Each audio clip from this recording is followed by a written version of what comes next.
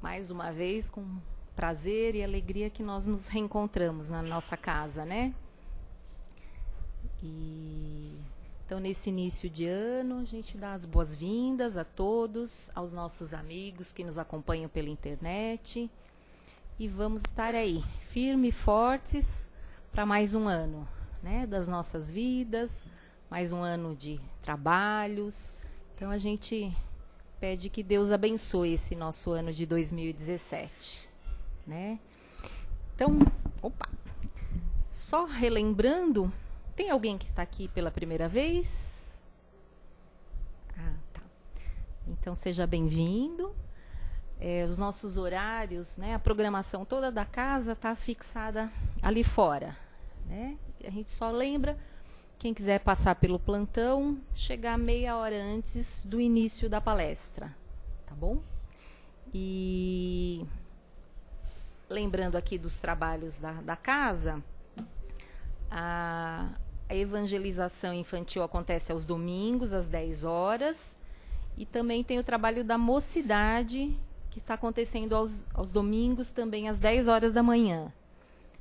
Nas sextas-feiras, às 20 horas, nós temos o trabalho com dependência química, o grupo de apoio e assistência, palestra, passes a dependentes químicos e familiares. E lembrando também do passe à distância, quem quiser receber o passe à distância para outra pessoa, né, um familiar, um amigo, passar no plantão, tá? E vai receber um cartãozinho para receber o passe à distância. O nosso curso básico, primeiro ano, vai ser às quartas-feiras, com início no dia 8 de fevereiro. As inscrições já estão abertas, então, para fazer a inscrição, também passa pelo plantão de atendimento. Continuamos com o nosso trabalho com as famílias, né? Mais um ano aí que a gente vai estar aí juntando os esforços para formarmos as cestas básicas para as 80 famílias que nós atendemos. Então, a gente continua pedindo e contando com a ajuda de vocês com gêneros alimentícios não perecíveis. Aqueles itens que todos já conhecem, nós contamos então com vocês, tá bom? E o trabalho dos moradores de rua continua todos os sábados, às 16h30, a distribuição de lanche para os moradores de rua. Quem quiser conhecer o trabalho, é só comparecer aqui à casa aos sábados, por volta das 16h30. Lembrando da nossa viagem a Sacramento, que vai acontecer no dia 21 a 23 de abril. Aquela viagem super especial, quem já foi já conhece. Vamos de novo. E quem não foi, é a oportunidade de conhecer, né? Tem uma programação religiosa, vamos dizer assim. A gente vai para Uberaba, para Sacramento, conhecer lugares especiais. E também tem uma parte de lazer, né? Então, é uma oportunidade muito legal. É uma viagem onde a gente tem a ver até com o tema da palestra de hoje, né? Da gente se reencontrar. Então, quem quiser participar, nós já estamos vendendo aqui as passagens, ainda tem lugares. Nós estamos parcelando, o valor da viagem é R$ 750 e estão divididas em 4 parcelas de 187. Janeiro, fevereiro, março, abril. 4 parcelas a partir do mês de janeiro. Então, é só procurar eu, a Sandra, o Aquil e deixar o nominho, tá bom, gente? Então, acho que é só isso. Nós vamos agora nos preparar. Como sempre fazemos, nós vamos acalmando, né, os nossos pensamentos, a nossa mente, para que nós possamos estar preparados para o início dos trabalhos desta noite. Para que a gente possa entrar em sintonia com os amigos da espiritualidade que já nos recebem na porta de entrada, na chegada a essa nossa casa, nos envolvendo com todo carinho, com todo amor, e através deles nós vamos sentindo toda essa paz, toda essa harmonia e nos preparando primeiramente para a palestra de hoje, onde vamos aprender um pouquinho mais, onde nós podemos refletir, repensar as nossas atitudes, os nossos pensamentos, e através disso podemos caminhar buscando uma vida melhor, o nosso crescimento, a nossa evolução. Então nós vamos mentalizando o nosso querido Mestre Jesus, de braços abertos, nos recebendo com todo o seu amor.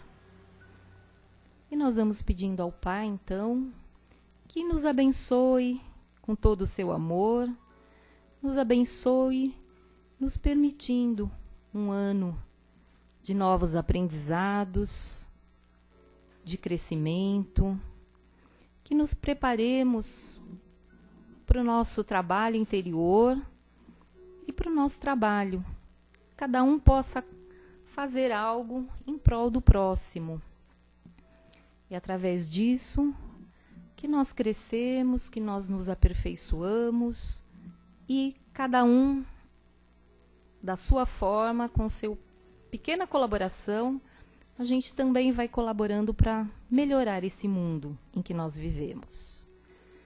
Então, companheiros, vamos assim, com paz no coração e na mente, estarmos abertos e receptivos para a palestra de hoje. Que assim seja, graças a Deus. E nós recebemos, então, com muito carinho, nosso companheiro Amir. O tema da palestra é a procura de si mesmo, né, Amir? Tema muito interessante. Tem, a gente pega lá, eu pego. Pode deixar. Boa noite. Todos bem? Como começamos 2017? É um prazer estar aqui com vocês de novo. Mais uma vez nós vamos falar de autoconhecimento, né? Nosso texto aí acho que é do Raul Teixeira, né? Eu não peguei aqui, não imprimi o texto. Ele já começa falando de um questionamento que a gente faz há muitos séculos, né? E de onde foi nascendo a filosofia, de quem sou eu. E esse o saber quem sou eu implica também saber de onde viemos e para onde vamos também, né? Não dá para separar muito bem essas três coisas, né? Obrigado. São interdependentes, né? E aí tinha alguns filósofos aí na antiguidade e isso foi evoluindo em alguns lugares de uma maneira mais mística, em outros lugares de uma maneira menos mística. Nós vamos falar um pouquinho de misticismo também. E o homem foi criando uma certa consciência de que ele não é só isso, né? De que ele não é só matéria. Quer dizer, algumas pessoas acham que são só matéria. E vão ter uma surpresa boa ou ruim quando desencarnarem de acordo com a maneira que viveram. Talvez não tão de acordo com as suas crenças, mas mais em relação à maneira que viveram. E quando a doutrina espírita responde essa questão de quem somos nós, de quem sou eu, ela nos explica que nós somos espíritos eternos. Bom, se eu sou eterno, não adianta ficar só correndo atrás do que está aqui hoje, porque o que está aqui hoje pode não estar aqui amanhã. E para onde eu vou, se eu sou eterno e não vou ficar aqui nesse planeta para sempre, eu vou ter que criar alguma bagagem, alguma coisa que eu possa levar comigo, alguma coisa de boa, que me seja útil e que não que me seja um peso. E muitas vezes a gente se interessa mais pelas coisas que são um peso do que pelas coisas que são verdadeiramente úteis. Porque a gente se confunde, né? A gente acaba mergulhando de tal maneira aqui na matéria, mergulhando de tal maneira na prova, aqui na expiação, na carne, no mundo, no ego, a gente mergulha de tal maneira que a gente se aproxima mais disso do que da essência verdadeira, né? E a essência verdadeira nossa é eterna. A essência verdadeira nossa é de filhos de Deus. E quando a doutrina espírita fala que nós somos espíritos eternos, ela também explica de onde viemos, ou seja, que fomos criados por Deus simples e ignorantes. E ela também mostra para onde vamos, não pensando simplesmente em lugares, mas os graus para os quais iremos. E ela fala que nós somos perfectíveis, ou seja, que nós alcançaremos um dia a perfeição que se pode atingir sendo criatura e não criador. Porque a perfeição absoluta é só Deus, né? Nós, como criaturas e não como criadores absolutos, não chegaremos a uma perfeição absoluta, e sim a uma perfeição relativa. Então, olha só, a gente sabe, quando você coloca uma coisa lá no GPS, no Waze, lá no Google Maps, lá para chegar em algum lugar, você tem que colocar duas coisas, não tem? Quais são as duas coisas que você tem que colocar? E a outra você deixa com ele. Quais? Destino e origem. Ou você coloca a origem ou você deixa ele te localizar. Isso significa que se você não sabe onde você está e não sabe onde você vai chegar, não dá para fazer o trajeto. Bom, é difícil para nós imaginarmos aqui uma coisa tão abstrata, que nós nunca passamos ainda, que é ser espírito puro. É extremamente abstrato isso. Se eu não me engano, numa pequena entrevista, o espírito, acho que Bittencourt Sampaio, se eu não me engano, respondeu essa: você tem corpo? É, mas é um pouco diferente. Você tem olhos? Não mais. É um pouco diferente. É uma forma de vida um pouco diferente da que nós estamos acostumados. Ela vai ficando um pouco diferente. Mas a gente sabe, ainda que de uma maneira abstrata, que a gente vai ter que chegar, né, e isso não depende muito da nossa vontade. Deus nos fez para isso mesmo, para sermos espíritos puros, espíritos perfeitamente felizes. Então nós sabemos o destino. Para poder fazer o trajeto, o que falta? Saber onde estamos. Saber exatamente onde estamos. Saber exatamente onde estamos no sentido espiritual é autoconhecimento. Saber exatamente o que somos. Olhar para dentro. Ele fala até aqui no texto que... Onde é que eu coloquei isso aqui? Eu anotei tanta coisa que já... sei lá. Ele fala que a gente passou muitos séculos olhando para fora, tentando alcançar os nossos objetivos, fossem eles materiais ou espirituais, sempre olhando para fora. Sempre olhando para fora, sempre olhando o outro, sempre olhando o país do outro, sempre olhando a religião do outro, sempre olhando o comportamento do outro, os bens do outro, a esposa do outro, o marido do outro. Você vê que estamos falando dos 10 mandamentos, né? Estamos falando de milhares de anos atrás. Não cobiça a mulher do próximo, não pega nada do teu próximo, não dê falso testemunho contra o teu próximo. Olha como é antigo isso. Como o nosso problema é com a gente, é com Deus e é com o outro. E ali naquele momento ali de aprender a lidar ainda com Deus e com a lei, não dava ainda para falar muito do nosso relacionamento conosco mesmo, porque a gente não sabia nem ficar sem matar o outro, sem roubar do outro, sem nada do outro. Tem muita gente que ainda não consegue isso, né? Nós acredito que todos que estamos aqui já conseguimos não roubar, não matar, pelo menos o básico, né? Espero que sim. E aí precisava primeiro aprender a lidar com Deus, aprender que existe um só Criador, aprender que existem leis e aprender que existe uma certa regra de convivência, uma regra de como lidar com o outro, para depois se voltar para o que Jesus começou a trazer para nós, que foi o amor e que foi o autoconhecimento. Jesus não falou diretamente essa palavra autoconhecimento, né? Pode ter não falado dessa maneira, mas se você procurar em toda a mensagem do Cristo, e Kardec fez isso de uma maneira fabulosa, quando ele foi lá compilando o Evangelho segundo o Espiritismo, ele foi trazendo todo aquele ensinamento do Cristo e mostrando como tudo aquilo implica a gente olhar para dentro, né? Tudo aquilo implica a gente olhar para dentro. O nosso texto aqui ele fala O nosso texto aqui ele fala que a gente foi... nessa busca, a gente ouviu e a gente criou muitas teorias ao longo de muitos milênios, de muitos séculos. E ficava difícil nesse bombardeio de teorias e de todo mundo estando certo, né? Pessoas pregando coisas diferentes e ambos estão certos. Não está cheio disso?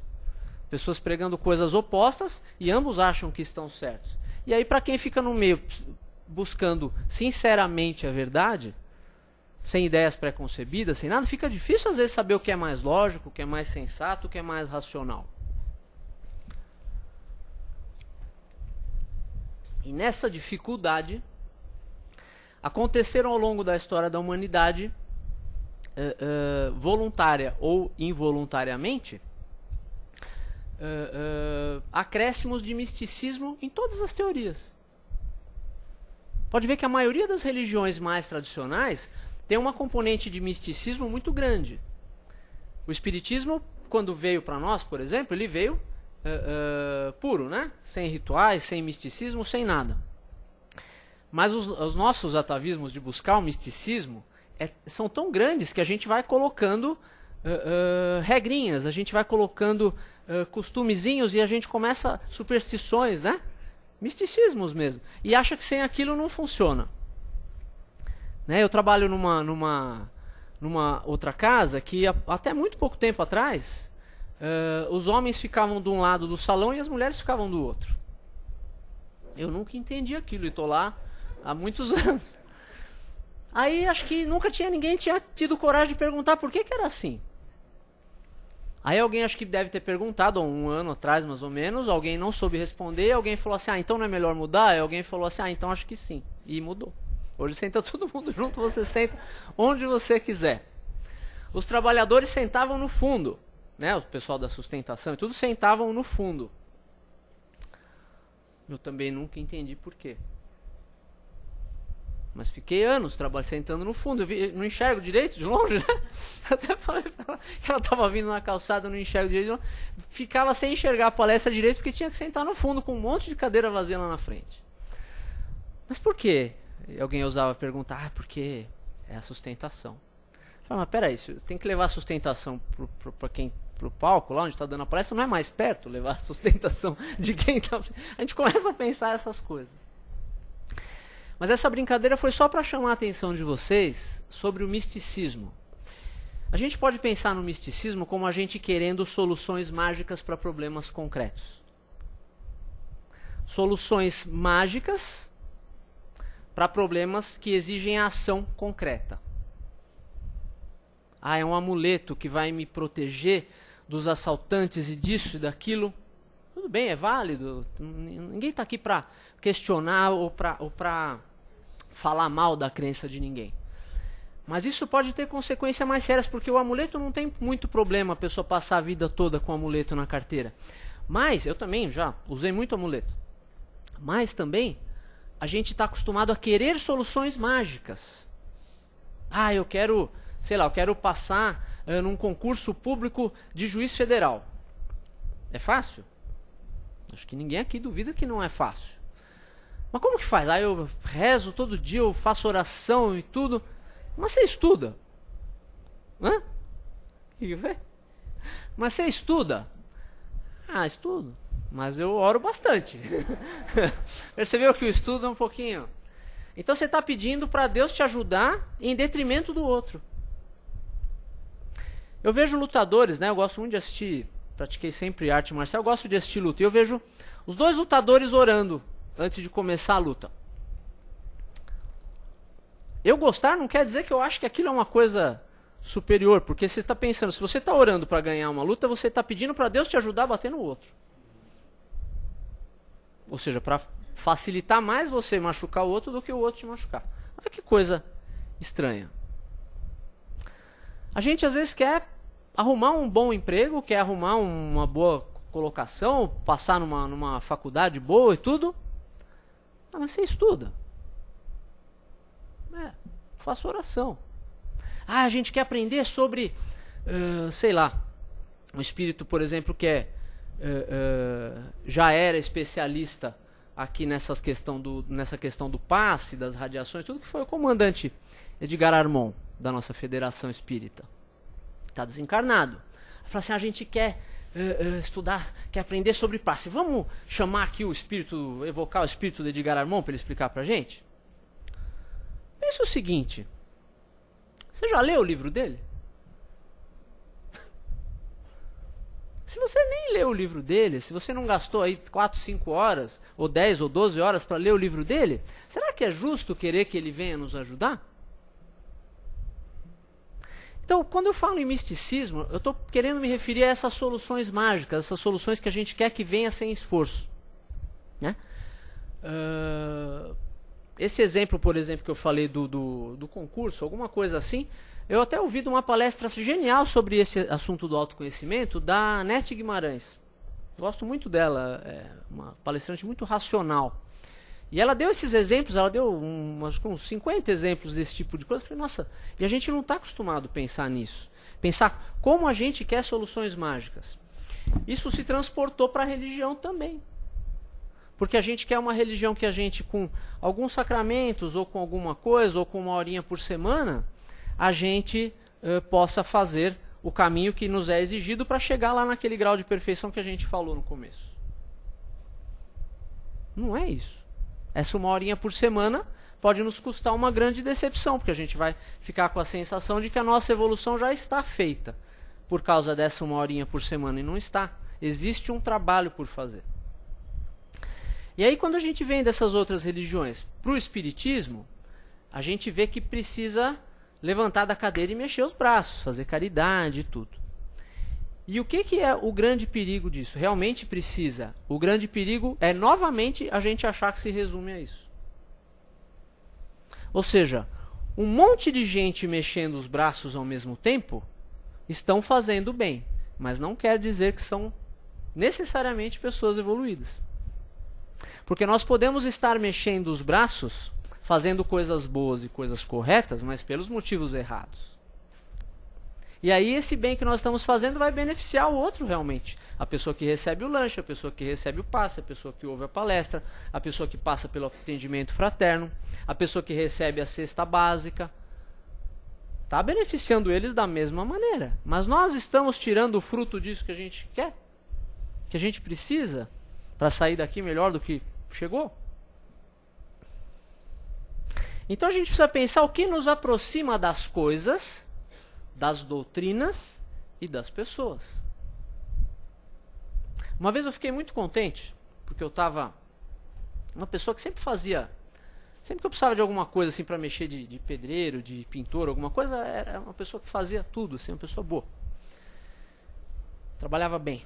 E um dia ele veio falar para mim, tudo contente, Emílio, eu estou indo na igreja. Eu falei, ótimo, que bom. Que igreja que você está indo? Ah, igreja tal, acho que era uma igreja protestante, não sei. Ótimo, excelente. Fico muito feliz por você. Né? Presta atenção, estuda o Evangelho do Cristo, tudo, beleza. Quando deu mais ou menos uns 6 meses, eu encontrei com ele de novo, precisei de alguma coisa, e eu perguntei. Falei, você ainda está indo na igreja? Ah, não funcionou. Funcionou, né? Só que não deixaram ele entrar, né? Alguma coisa. Não quiseram deixar ele ouvir o que o pastor ia falar. Tal. Por que não funcionou? Porque a minha vida está a mesma coisa. Mas como a tua vida está a mesma coisa? Eu não melhorei eu estou ganhando a mesma coisa. Os meus clientes são os mesmos, eu não ganhei cliente novo na minha profissão. Em casa está a mesma coisa.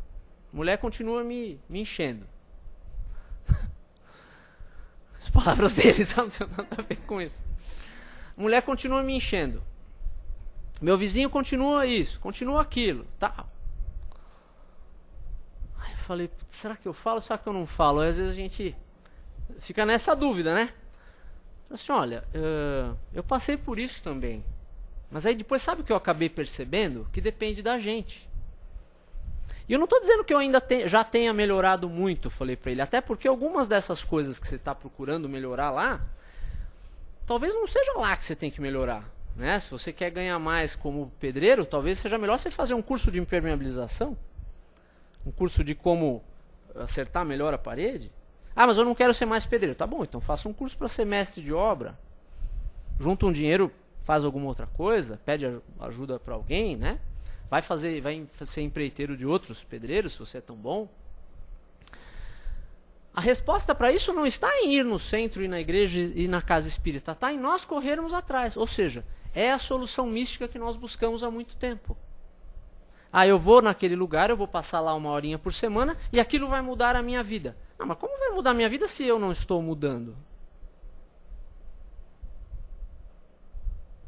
Né?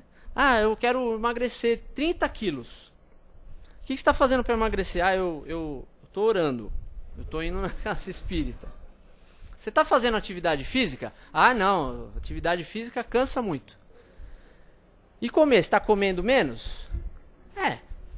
Mais ou menos. Então, se você não está conseguindo comer menos do que você gasta de caloria, não vai rolar. Mas mesmo orando? Mesmo orando. Porque Deus não vai violar as próprias leis dele, as leis da física, do balanço calórico, para fazer a gente emagrecer. Deus não vai fazer de mim um bom líder no meu trabalho, porque eu fico aqui, porque eu oro, porque eu distribuo algumas cestas básicas. Eu vou ser um melhor líder se eu for, talvez, tentar até perguntar para os meus liderados o que eles acham que está errado em mim, filtrar as besteiras, que vai vir besteira também, perguntar para os meus chefes, filtrar também, que vai vir besteira também, e pegar o que de bom veio dos dois, de quem é o teu comandado e de quem te comanda. Isso vai te fazer ser um bom líder. Espiritualidade é uma outra questão, embora elas possam caminhar juntas. Por que caminhar juntas, Amir? Porque quando você for um espírito puro, Deus vai te convidar para liderar algumas coisas. Vocês já devem ter ouvido uma parte ali do Evangelho, que Jesus contou uma parábola ali, que ele fala assim: servo bom e fiel, né? A parábola dos talentos, aquele que tinha multiplicado mais. Servo bom e fiel, agora que foste fiel nas pequenas coisas, eu vou te colocar sobre as grandes. Pense em Jesus, alguém que cuida do nosso planeta aí há 4 bilhões de anos, acho, alguma coisa assim. Você acha que ele é um bom líder? Com certeza, né? Porque ele tem comandados. Aqui ele começou com 12, depois foi para os 70, depois foi indo. Hoje esperamos que sejamos muitos discípulos dele, se é que podemos ser chamados assim. Mas com certeza ele tem que ser um bom líder. Os espíritos que dirigiram a codificação, chamados ali da equipe do Espírito da Verdade, precisa de um bom líder ali? Precisa. Vocês estão vendo como as coisas andam juntas? A única coisa que nós temos que tomar cuidado é para não procurar nas coisas do espírito um degrau para as coisas da matéria. É sutil a diferença, não é? As coisas podem andar juntas, mas as coisas do alto são as coisas da essência. As coisas da matéria virão por acréscimo. Parece com alguma coisa que está no Evangelho? Buscai primeiro o reino de Deus e a sua justiça, e tudo mais lhe será acrescentado. Por que tudo mais lhe será acrescentado? Porque quando nós não precisamos mais da expiação, nós não temos mais que sofrer tanto. Se eu não preciso passar pela expiação nem pela prova da pobreza, eu posso ter dinheiro, posso ter uma vida confortável. É simples assim, Amir? É simples assim.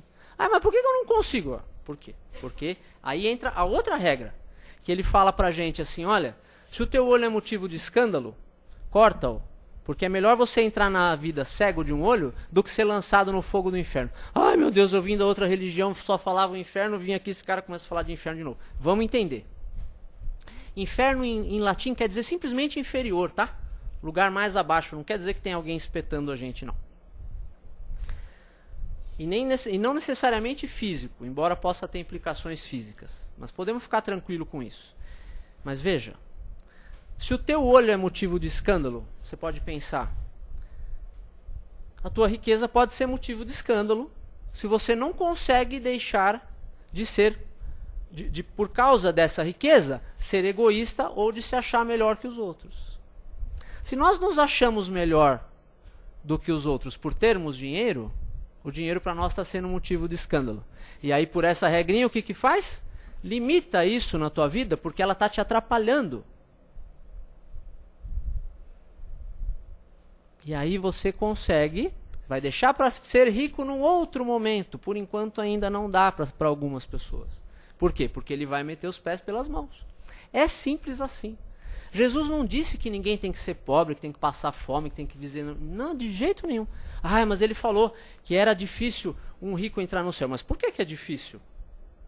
É difícil porque nós não sabemos lidar com a riqueza. O Emmanuel fala numa mensagem dele lá que o ouro na mão de quem sabe aplicar é gota de leite para a criancinha pobre, é remédio na úlcera do enfermo, é habitação, é trabalho digno a quem não tem trabalho, alguma coisa assim. Ou seja, se você sabe usar, aquilo pode ficar nas tuas mãos. O que nós não podemos é querer só para nós. Porque o bem só para nós é o mal. Se o bem é só para nós, está tirando de alguém. Se está tirando de alguém, é contra as leis do universo. As leis do universo dizem que todos somos filhos de Deus, não só alguns. E isso chocou tanto na mensagem do Cristo na época. Todos somos filhos de Deus. Ou seja, ou o bem e o amor são para todos, ou não podemos nos dizer cristãos. Não podemos nem dizer que seguimos, que simpatizamos com o Evangelho do Cristo. Mas à medida que a gente vai se conhecendo, essas coisas, a gente vai se analisando, essas coisas vão ficando mais tranquilas. Por quê? Me veio na cabeça uma outra frase agora. A quem tem mais se lhe dará e terá em abundância. A quem não tem, até o que parece ter lhe será tirado. Ou até o que tem lhe será tirado, dependendo da tradução. O que isso quer dizer? Veja, se nós ainda somos prisioneiros do egoísmo, pior, vamos falar de uma outra coisa. Se nós somos prisioneiros do orgulho, vivemos cercados pelo nosso próprio orgulho e só conseguimos enxergar o mundo externo por trás da lente do nosso orgulho, é fácil ouvir uma crítica, por mais que ela seja amorosa e bem intencionada? Não. Por quê? É o que não tem. Até o que ele tem, ele será tirado. Ou seja, não dá para esse cara ouvir crítica nenhuma ainda, porque ele é prisioneiro do orgulho. Precisa quebrar a carapaça do orgulho. Agora olha o outro. Ele já não tem mais aquela necessidade de parecer melhor, de parecer mais inteligente, de parecer mais bonito, de parecer mais forte.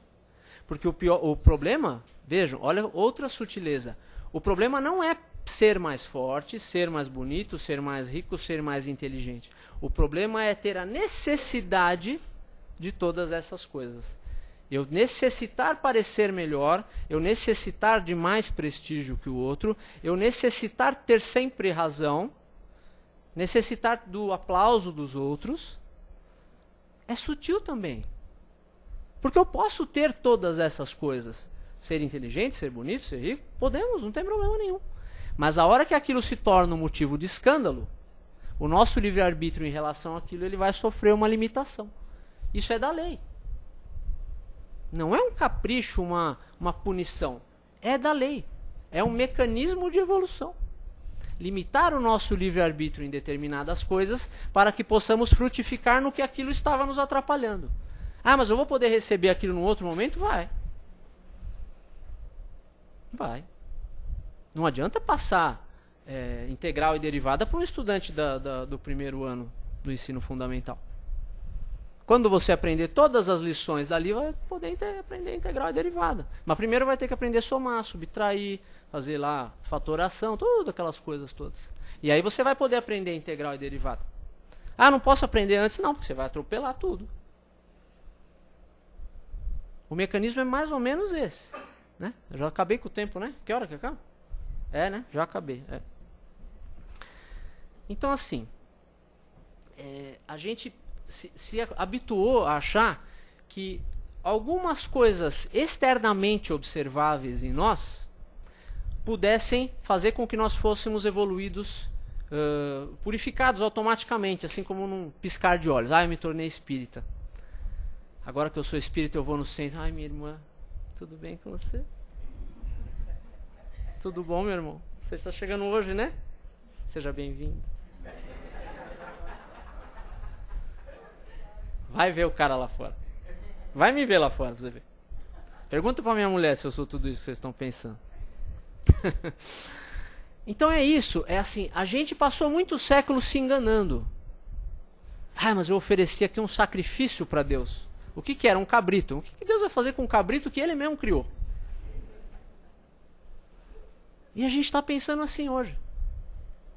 A gente está querendo que as coisas venham para nós de uma maneira mística. Ou seja, eu fico ali 1 hora ajoelhado, eu fico ali, tal, eu faço repito determinadas frases, determinadas fórmulas e tudo, e eu saio dali evoluído. Não. Isso é se enganar. Isso é achar que está sendo espírita, achar que está sendo cristão, achar que está se ajudando. Até porque ninguém precisa ser espírita. Tem muita gente que está fora do espiritismo e sabe muito mais disso do que a gente. Então, assim, o importante é que a gente se dê conta de parar de se enganar. Mas é parar de se enganar se culpando? Não, não é se culpando. É fazendo as pazes com o nosso próprio processo evolutivo, ou seja, com o que ficou para trás. Porque se nós carregamos a culpa pelo nosso erro, em vez da gente fazer diferente, em vez da gente reparar e mudar de comportamento e fazer diferente, a gente vai ficar preso na culpa. Isso também está na Escritura. A Simone conhece bem a Bíblia, ela já viu certamente essa frase. O pecado não é do céu. Pecado vem do latim peccatus, que significa culpa, não é isso? A culpa não é do céu, não quer dizer que você não pode herdar quando você se livrar da culpa. Do sentimento de culpa e do ato de ter culpa, de ser devedor da lei divina. A hora que nós nos livramos da dívida com a lei divina e nos livramos da culpa, do sentimento de culpa, podemos nos candidatar a herdar isso. Percebe como não podemos também interpretar tudo isso literalmente, temos que entender o que significa. Né? O pecado não é do céu. A culpa, não dá para entrar no céu culpado. Ou seja, entrar no plano espiritual superior culpado.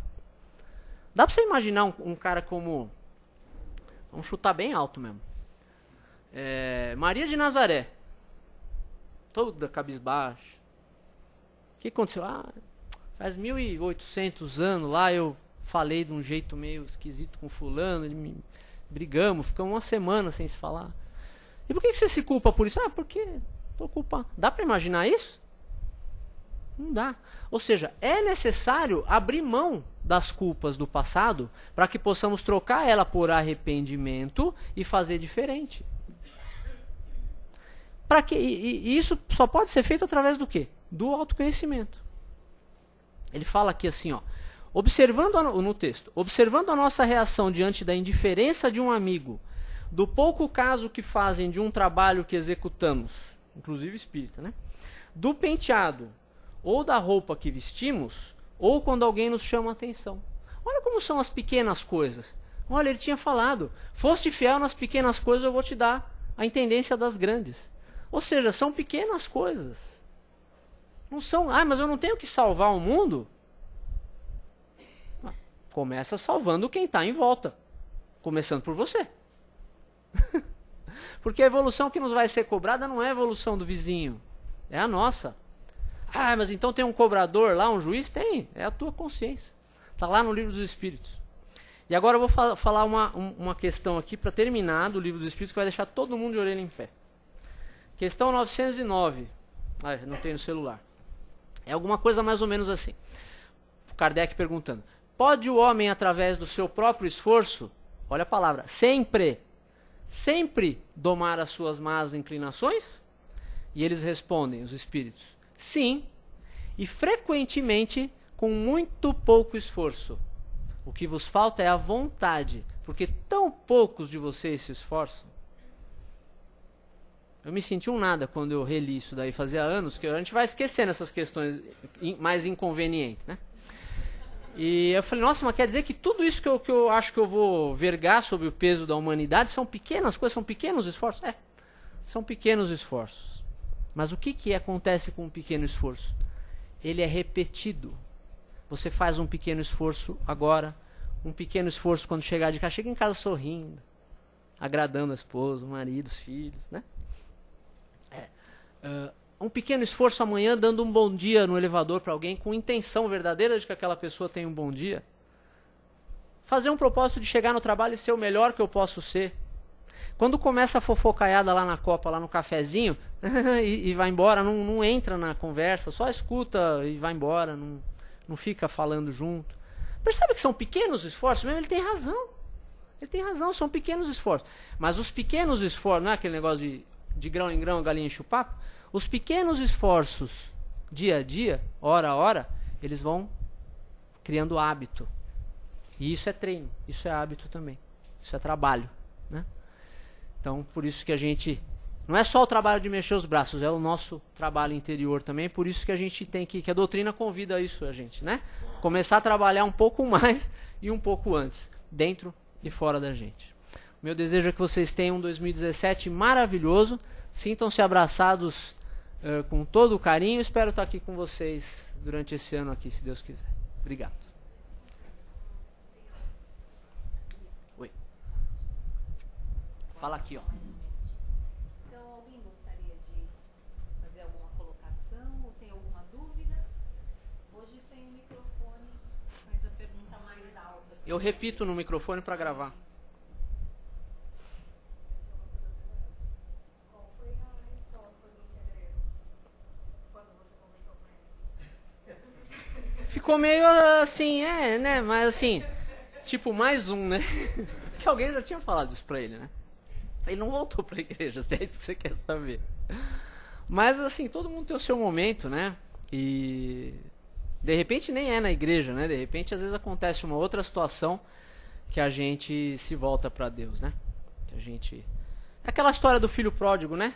A gente quer o caminho mais comprido, né? Vocês conhecem a parábola do filho pródigo? Ele tinha tudo lá, ele estava perto do pai, tudo. Ah, mas eu quero cair no mundo, me dá a minha parte da minha herança, ó, eu vou cair fora. Gastou tudo com gandaia e tudo. Aí uma hora, quando que ele para pensar? Quando ele estava o mais distante possível do pai. Um pouco antes dele tomar consciência que ele tinha que fazer o caminho de volta. Ele fala, nossa, mas na casa do meu pai até... Ele estava comendo lavagem de porco, né? Ele começou a pedir para um criador de porcos lá deixar ele trabalhar e ele comia da lavagem do porco. Só que vocês não esqueçam que nós estamos falando de uma parábola hebraica. Para o hebreu, o porco é um animal impuro, né? Porque ele tem as patas fendidas lá. Então, nos livros de Moisés, é isso, Simone? Simone é minha mentora de escrituras. Ele tem as patas fendidas, então ele era considerado impuro. Imagina comer a lavagem dele. Então, nós estamos falando ali de uma imagem muito forte da língua hebraica, do mito hebraico. E aí, quando ele chega, ou seja, a hora que ele chega no lodo da terra, que é mais ou menos o que disse André Luiz, né? Quando eu me senti colado ao lodo da terra, ele fala, nossa, mas na casa do meu pai até os servidores eram tratados melhor do que eu. Vou pedir que ele me deixe só trabalhar pela comida. Aí ele volta. Não sei se é bem isso, é alguma coisa assim. Aí ele começa a voltar. Só que aí, quando ele volta, existe uma festa. É uma festa, podemos entender como uma festa espiritual. Porque houve um ganho, aquele que estava perdido retornou. E aí, o mais interessante dessa parábola começa aí, na minha opinião, que é quando o pai coloca a aliança na mão do filho e manda matar o melhor cabrito lá, o novilho, para fazer uma festa, aparece o defeito de caráter daquele que até então se achava perfeito. E ele fala, nossa pai, mas eu tive com você todo o tempo e você nunca me deu um cabrito para festejar com meus amigos. Vocês estão vendo como a gente precisa da prova? Porque esse cara se achava perfeito.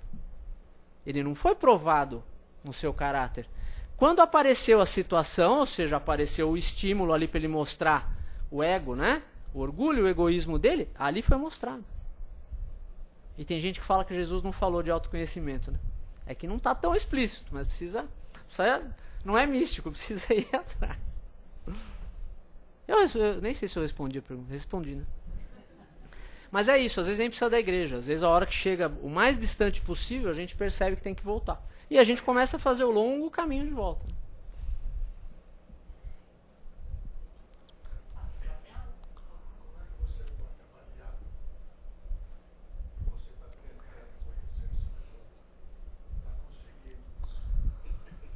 Olha, eu ainda não consegui, então também não tenho... Ah, tá. Como que a gente pode avaliar se a gente está se conhecendo melhor e se está evoluindo nisso? É isso? Eu também ainda não consegui. Mas eu penso o seguinte, Enquanto nós nos surpreendemos com algumas reações nossas, com alguns sentimentos nossos, até com algumas palavras nossas, ainda tem um longo trabalho por fazer. Né? Porque às vezes a gente pensa assim, tô bem, eu acordei de bem com a vida, e papapá, até acontecer o primeiro percalço. A gente tem que ler os sinais que a vida vai dando. Né? Assim, eu tô bem quando tá tudo bem, aí tá todo mundo legal, né? A gente se ama aqui, todo mundo, não se ama? Manda alguém gritar fogo lá no fundo. Vamos ver se não vai passar 4 pessoas por segundo nessa porta. Talvez não, talvez eu esteja enganado que vai ter gente aqui que vai morrer para salvar outros. Tenho certeza que vai. Algumas até sei quem são.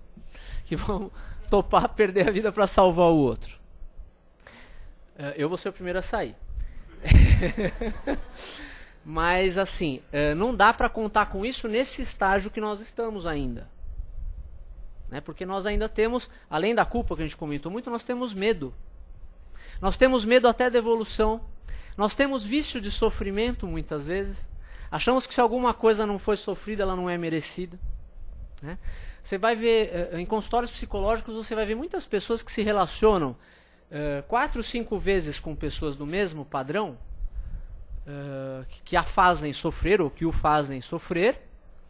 Fala assim, nossa, mas é um karma, quer dizer, não. É causa atual da aflição. É procurar aquele padrão de pessoa. Por quê? Porque não se acha merecedor de alguém que não o maltrate. Ainda que não tenha consciência disso, pode ser inconsciente. E aí o que acontece? Atrai pessoas que maltratam. Não sei se tem psicólogo aqui, talvez me diga que eu estou falando besteira, mas por favor diga. Mas é um pouco isso, a gente tem tendência a repetir esses padrões. Só que assim, são coisas que não é de um dia para o outro que a gente percebe. Imagina quantas pessoas você conhece que sofrem para burro e que já tem consciência que tem vício de sofrimento. Nossa senhora, se for 0,1% é muito.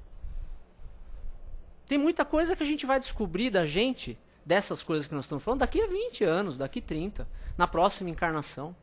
É difícil descobrir, é dolorido demais. Porque a gente se acha bom. Né?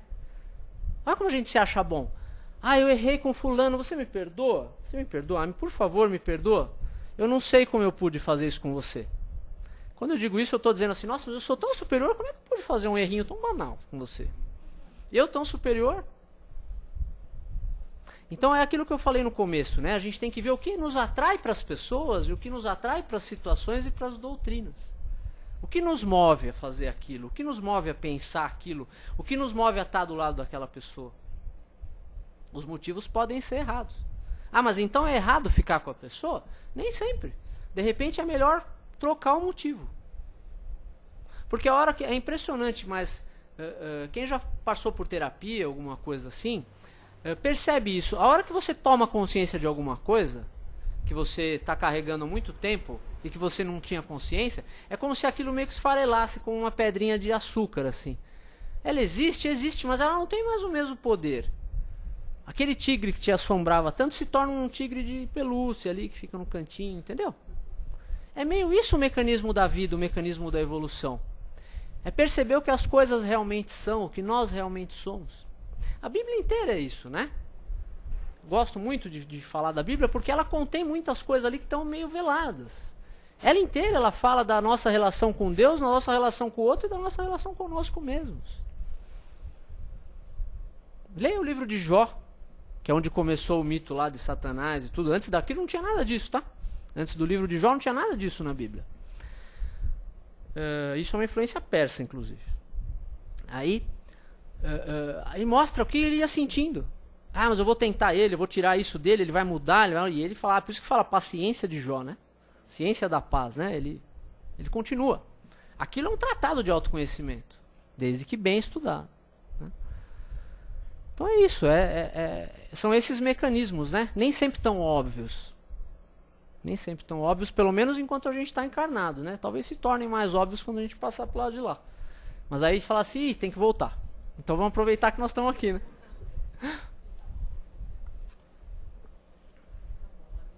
Obrigado, gente.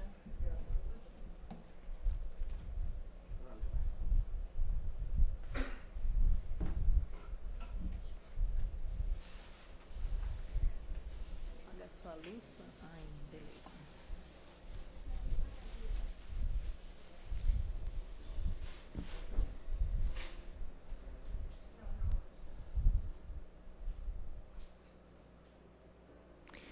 Então vamos agora, depois de ouvirmos, temos bastante material aí para pensarmos, refletirmos e agradecermos, né, por todo o aprendizado recebido, que possamos fazer bom uso dele. E vamos agora, nesse momento, doar as nossas energias, os nossos melhores sentimentos, pedindo aos amigos espirituais que levem a cada local mais necessitado. Então vamos pensando nesse nosso planeta, o nosso planeta Terra. Vamos envolvendo esse nosso planeta com energias, com vibrações de amor, de paz, envolvendo a cada habitante desse nosso planeta essas vibrações. Que em cada coração chegue uma sementinha que seja de vontade de renovação, de transformação, a vontade de sermos melhores, agindo e pensando na paz e no amor, na fraternidade, tendo que, mesmo que seja por poucos momentos, o sentimento, a sensação de que somos todos irmãos, filhos do mesmo Pai. Que possa vibrar em cada coração esse sentimento de fraternidade. Vibremos por todos os lares, famílias que vivem em desarmonia, lembrando hoje especialmente das famílias que vivem com o problema da dependência química. Que esse sentimento de união, de fraternidade, de amor possa estar presente em seus lares e em seus corações. Que essas famílias possam se sentir mais fortalecidas para enfrentarem juntos esse desafio da dependência química. E vibremos de uma maneira especial aquela pessoa que nós conhecemos, um parente, um amigo, um vizinho, que nós sabemos que esteja passando por um momento mais difícil. Que ele possa se sentir mais fortalecido, amparado. Que a sua fé em Deus e na força maior que rege esse nosso planeta, esse nosso mundo, que a sua fé se fortaleça. E assim, agradecidos, nós vamos pedindo ao Pai que nos permita uma nova semana, recomeçando, dando continuidade às nossas atividades, tendo sempre em mente que nós podemos ser melhores, um pouquinho que seja, que nós podemos nos modificar a cada dia e a cada momento. Que nós possamos estar aqui na próxima semana, voltando em paz e segurança aos nossos lares. Que assim seja, graças a Deus. Então nós continuamos ainda nessa sintonia de paz, de silêncio, nos preparando para os passes. Boa noite a todos.